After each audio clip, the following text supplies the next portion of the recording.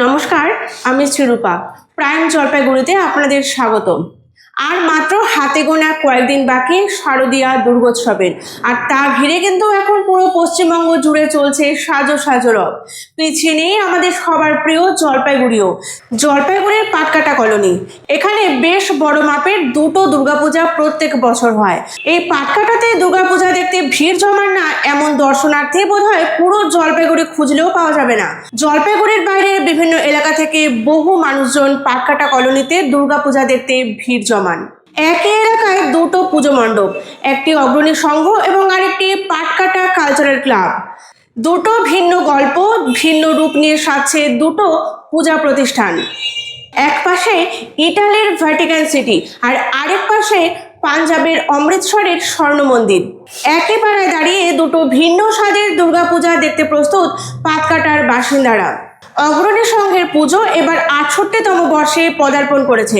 শুধুমাত্র বাঁশ দিয়ে তারা তাদের পুজোর মণ্ডপ তৈরি করেছেন। সেখানে ব্যবহার করা হচ্ছে না প্লাস্টিক বা থার্মোকল, অর্থাৎ পরিবেশ বান্ধব জিনিস দিয়ে তারা এবার দুর্গাপুজোর প্যান্ডেলটি তৈরি করছেন।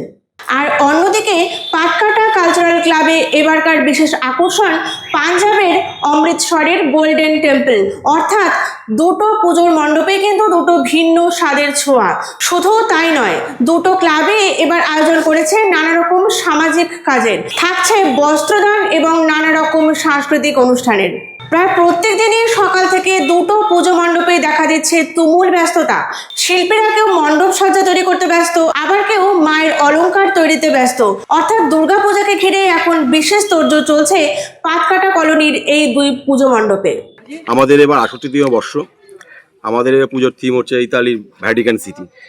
সম্পূর্ণ বাঁশ দিয়ে তৈরি, পরিবেশ বান্ধব, কোনো থার্মোকল, প্লাস্টিক, ফাইবার কিচ্ছু ব্যবহার হয় না।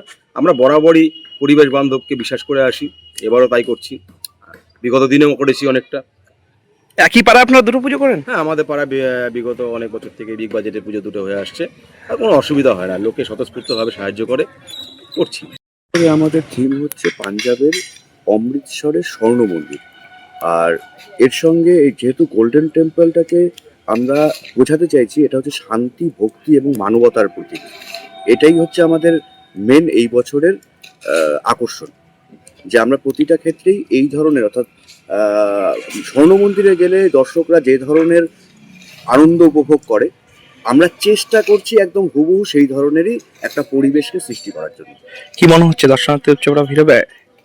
দর্শনার্থীরা তো এই বছর আমার মনে হয় যে আমাদের এখান থেকে প্রায় ১৫০০ কিলোমিটার দূরে স্বর্ণ মন্দিরের যে অনুভূতি এবং একটা অন্য ধর্মের কিভাবে সেটা মেনটেন করে ওরা, সেই অনুভূতি, সেই রকম একদম সেম পরিবেশ আমাদের এখানে পাওয়া যাবে।